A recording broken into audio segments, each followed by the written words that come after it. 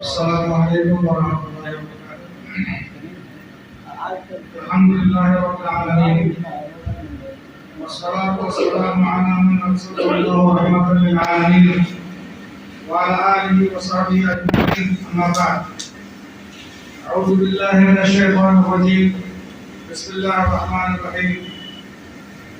قال اللہ سبحانہ وتعالی: يا أيها الذين آمنوا أطيعوا الله وأطيعوا الرسول وأولي الأمر منكم. وقال سبحانه وتعالى: وما كان المؤمنون لينفروا كافة فلولا نفر من كل فرقة منهم طائفة ليتفقهوا في الدين ولينذروا قومهم إذا رجعوا إليهم لعلهم يحذرون.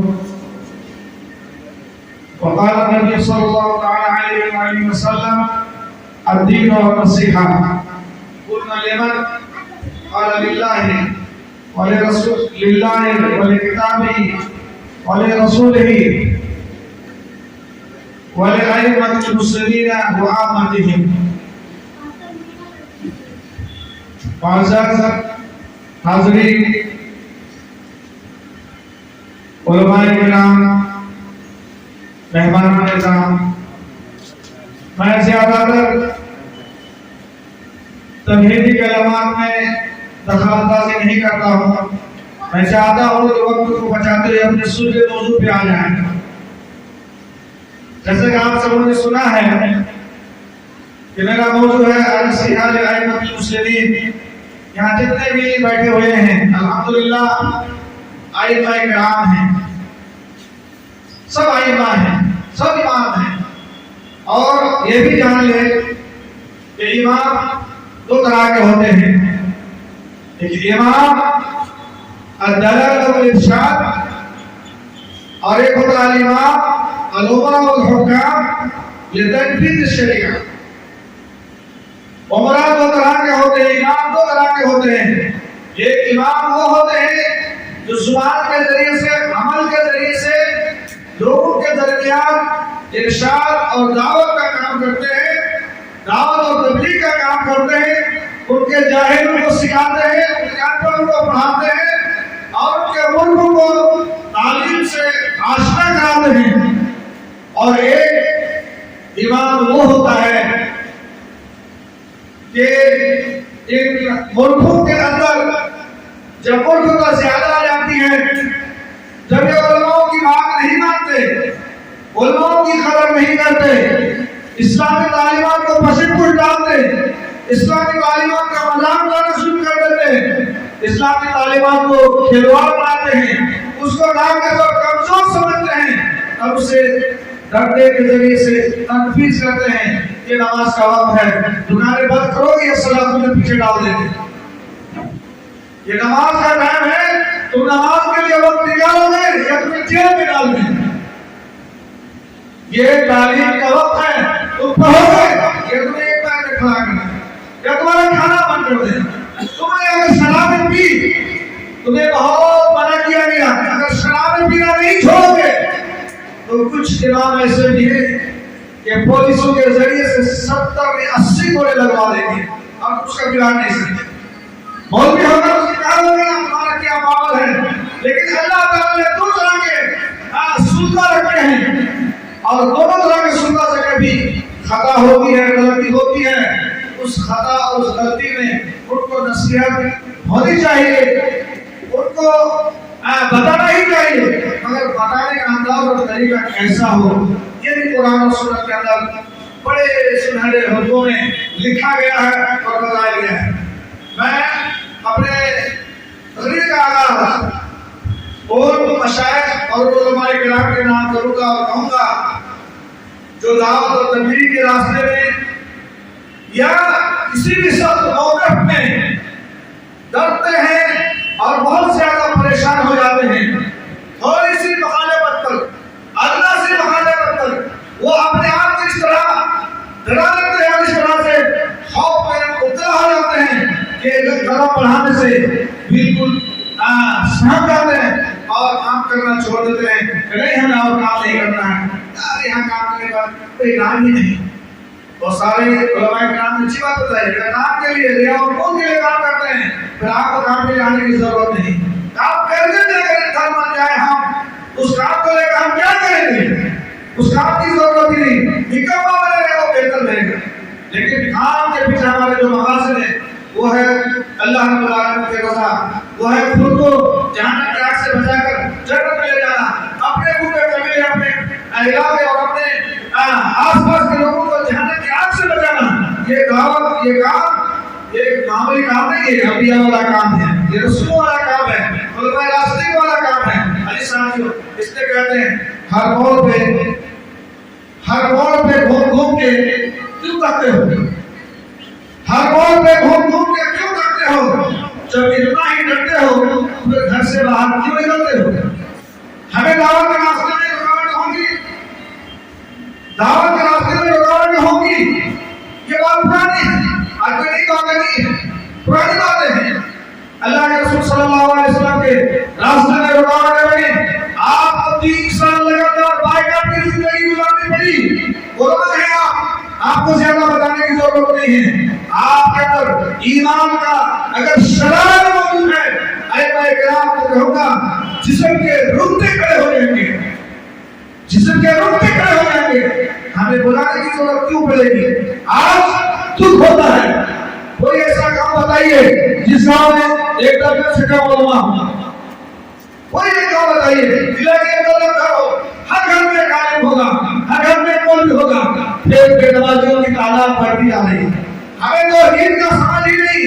ہمیں پہلا رات میں ہم روزی کی فکر میں مر رہے ہیں، روزی کے ہی فکر میں مر رہے ہیں. ہم کل کیا کھائیں گے، کل کیا ملیں گے؟ کبھی رزاق کے بارے میں سوچا؟ کبھی رزاق کے بارے میں آپ نے سوچا؟ آپ کو روزی کے بارے میں، رزاق کے بارے میں سوچنا ہے، رزاق کے پیغام کے بارے میں سوچنا ہے. اگر اس پیغام کو آپ سوچ لیتے، اللہ کے عظمت کی قسم، روزی آپ کے گھر میں برسنا شروع ہو جاتی. روزی برس گئی. رزاق کے بارے میں اگر سوچیں گے تو روزی آپ کے گھر میں آگے برسیں گے. حدیثان کے دوستوں بزرگوں، اللہ سے جو موضوع ہے ہمارا، اس میں بہت ساری باتیں ہیں.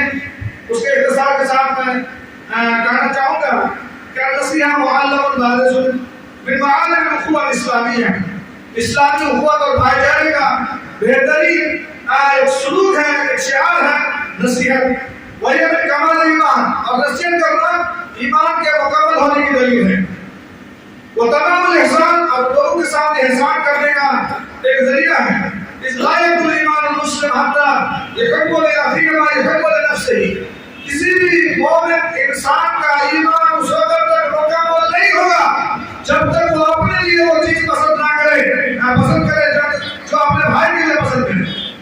ہم اپنے لیے جو پسند کرتے ہیں وہی چیز ہمارے بھائی کے لیے پسند کرنا ہے. اللہ کے رسول صلی اللہ علیہ وسلم کے اسوہ حسنہ آپ سب جانتے ہیں.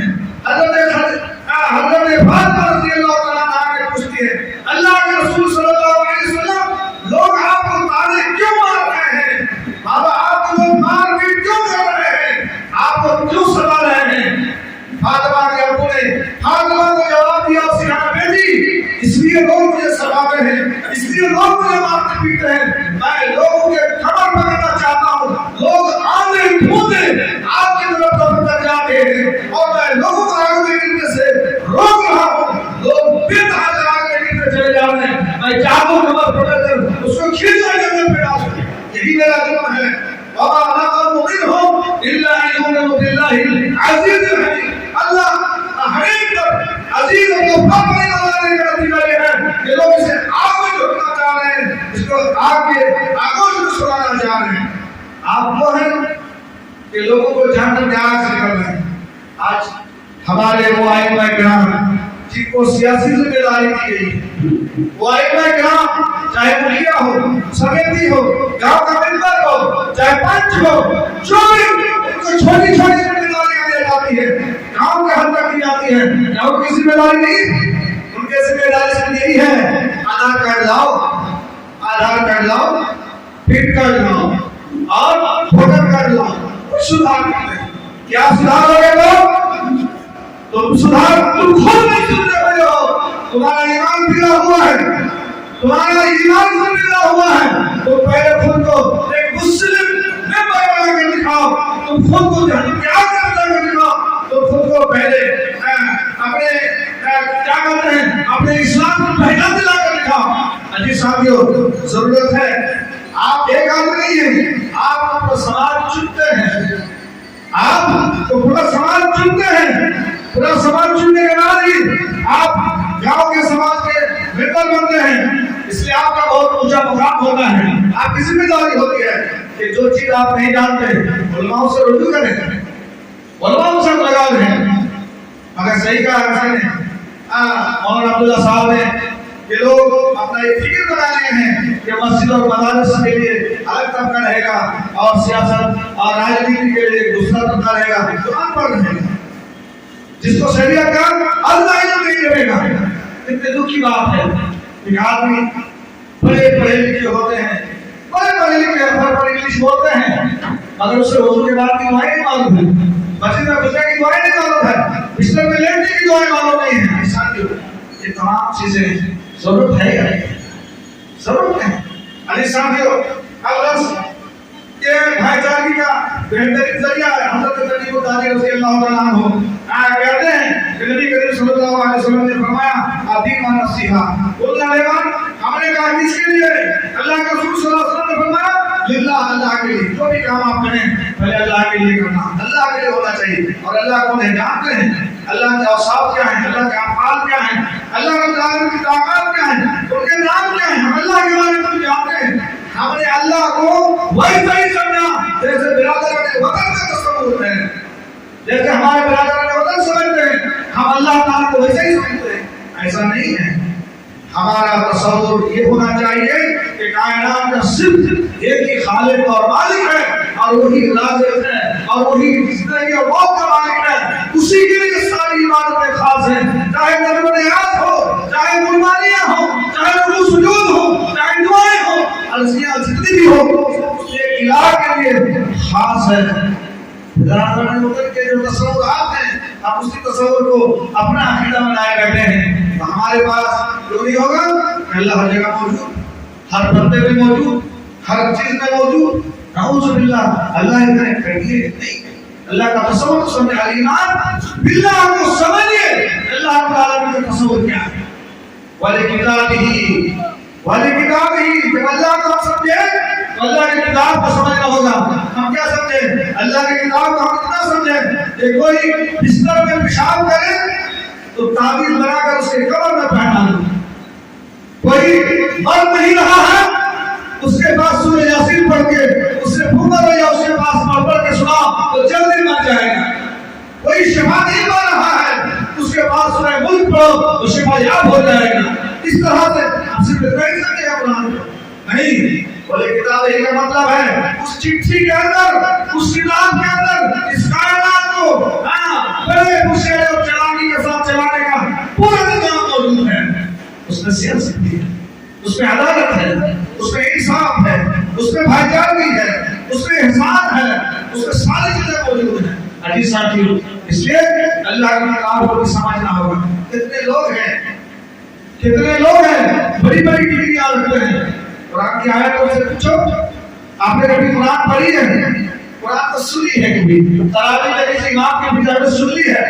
اللہ کی کتاب کا حق ہے، اس کے لیے بھی نصیحت ہے کہ ہم قرآن کو پڑھیں، ان کے ایک ایک حرف کو سمجھیں اور ایک ایک تعلیمات پر عمل کریں۔ عزیز ساتھیو، جب ہم اللہ کی کتاب کو پڑھیں گے ہی نہیں، سمجھیں گے ہی نہیں، اس پر عمل کیسے ہوگا؟ عمل کیسے ہوگا؟ عزیز ساتھیو، اللہ کی کتاب سے قرآن مجید ہے، اس لیے اللہ کے قرآن کا حق ہے کہ اس کی تعلیمات پر عمل کیا جائے۔ وَلِرَسُولِهِ، اور اللہ کے رسول صلی اللہ علیہ وسلم کے بھی حقوق ہیں۔ اللہ کے رسول کے لیے نصیحت اللہ کے رسول کے ہونی چاہیے۔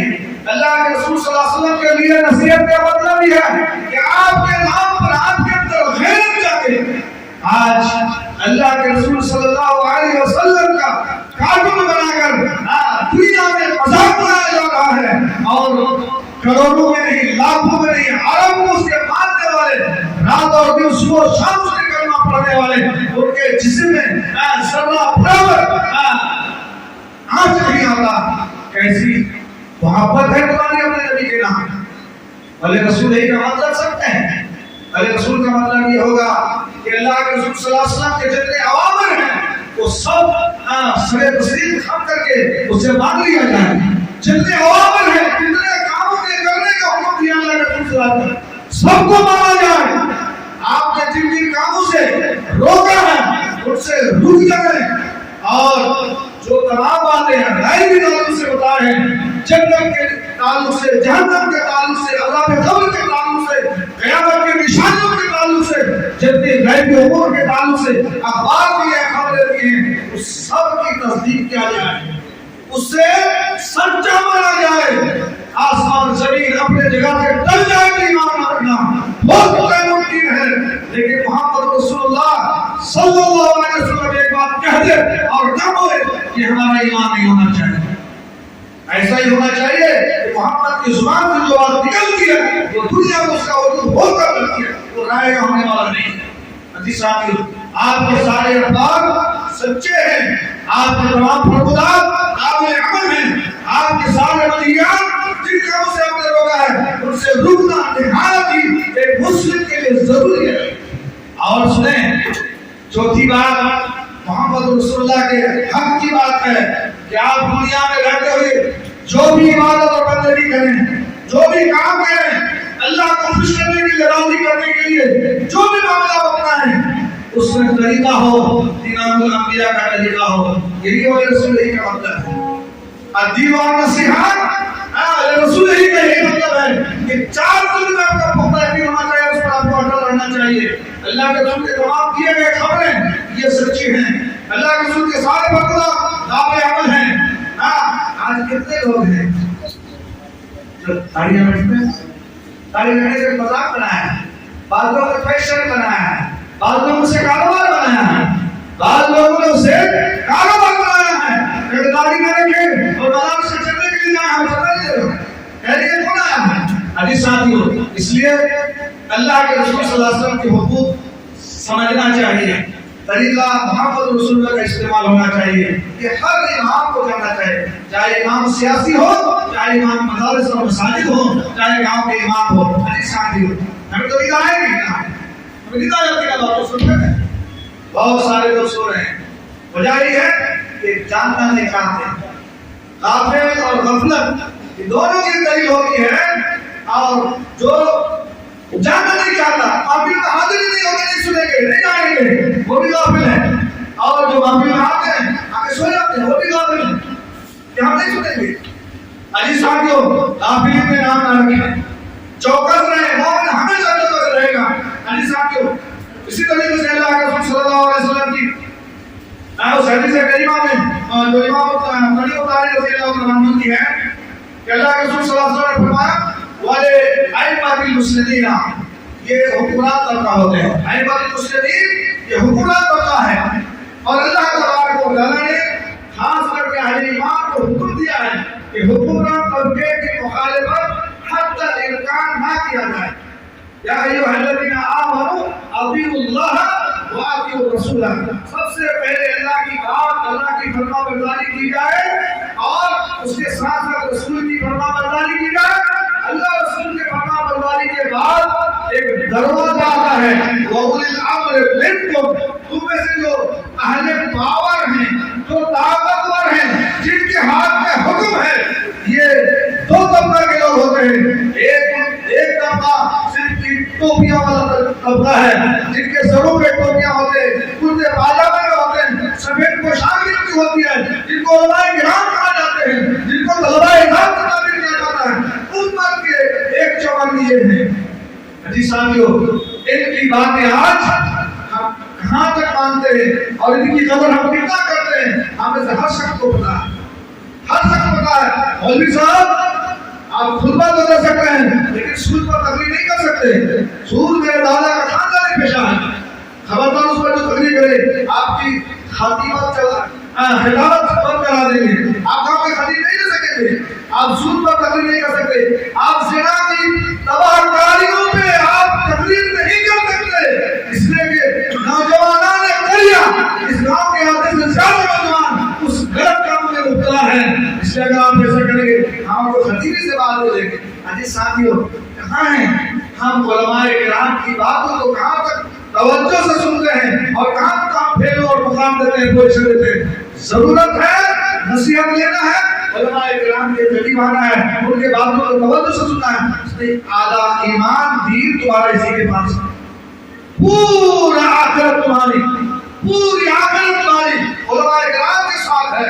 علماء کرام سے دور ہوں گے تمہاری پوری آخرت تباہ ہو جائے گی. اور تم مولوی سے کیا لوگے؟ مختصر دنیا لے لوگے، چھین لوگے. وہ دنیا گزارنے کا طریقہ جانتا ہے، دنیا میں پیٹ پالنے کا طریقہ دوسرے آتا ہے، لیکن تمہیں عدالت کے کرسیوں پہ بیٹھنے والے ذمہ داران، سیاست کے کرسیوں پہ بیٹھنے والے ذمہ داران، آپ کو دین کے آداب کی اس کا ایک چمکنے بھی نہیں آتی. اس کو دنیا گزارنا بھی آتا ہے، آخرت سے بچنا بھی تو آتا ہے، لیکن آپ کو دنیا میں گزارا کر لینا آتا ہے، آخرت کے تعلق سے بالکل نہ واقف ہے. اس لیے آپ کو ضرورت ہے کہ آپ علماء کرام سے قریب آئیں. آئے میں کرام کے ساتھ علماء